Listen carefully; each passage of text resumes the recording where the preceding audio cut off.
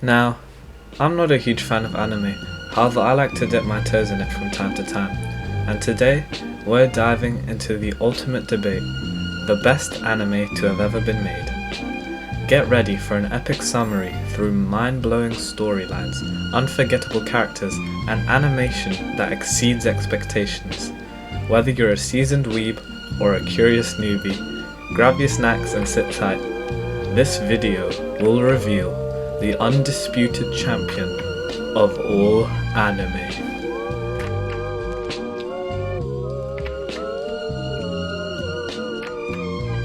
Just to be crystal clear here, we are going to talk specifically about shows, but as far as shows go, it is pretty clear that there has been one dominant category of anime over the past few years, and that is obviously the shonen genre, with the big four: Dragon Ball, One Piece, Naruto, and Bleach. Now, amidst this shonen jump, there have been two separate anime who each battle for the top position. But before that, there has to be a salute to an amazing show all the way from 2004. And yes, ladies and gentlemen, I'm talking about Samurai Champloo.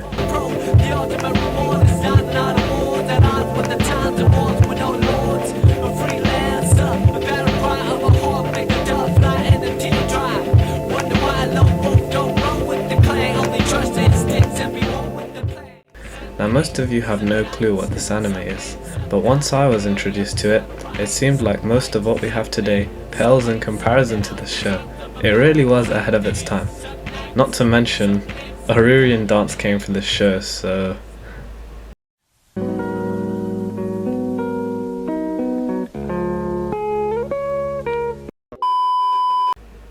With its witty characters and amazing storyline, as well as the great comedy, it's hard not to give this a quick little shout out.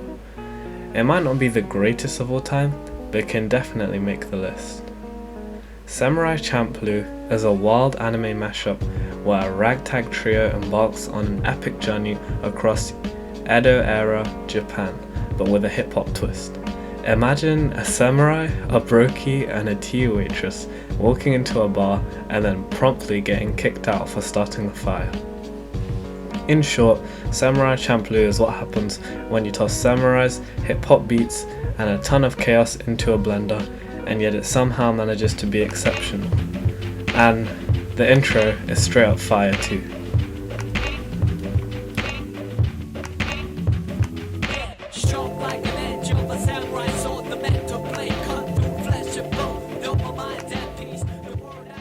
Let's get into a bit of a weird debate, because this video is all purely opinion, my opinion. I have to say it's opinion to not anger any of the weebs. Now this debate is between Jujutsu Kaisen and Attack on Titan. Alright, I hear you. Jujutsu Kaisen and Attack on Titan. You guys may be thinking, those two don't even come up on my list. However, I have to defend Attack on Titan as it has some of the most amazing plot I have seen in the global film industry. That's right, the entire world. The plot twists, the tragedy, the thrill, just everything about it just made me feel that this was truly something special.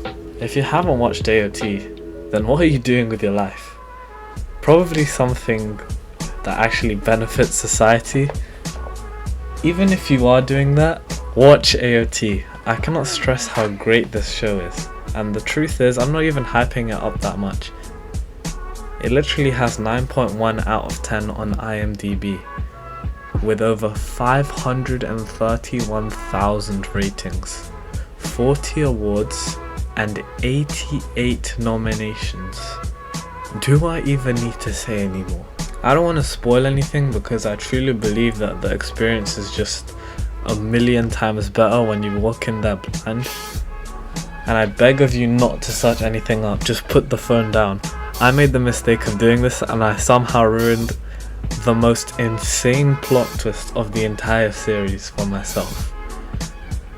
And I was kind of depressed after that, but still. Everything you think you can predict is genuinely unpredictable. And it is my challenge to you to try and predict what happens in the show with evidence and watch as your prediction falls apart. But like, unless you're like really, really good at predicting stuff, like, I retract my statement. There's a lot of controversy with the ending of Attack on Titan, but I don't really care about that stuff because, in my opinion, the ending is perfect. I think Isayama just delivered on the ending. I don't know why the weebs are just raging. It sums up the anime in style and pretty much tells the audience that our history as humans will just repeat over and over till the sacrifices of those who came before us will cease to benefit us due to our actions. And that's all I'm gonna say on Attack on Titan. Just go watch it for yourself. Now, I know what you might be thinking. How can you pit JJK against Attack on Titan?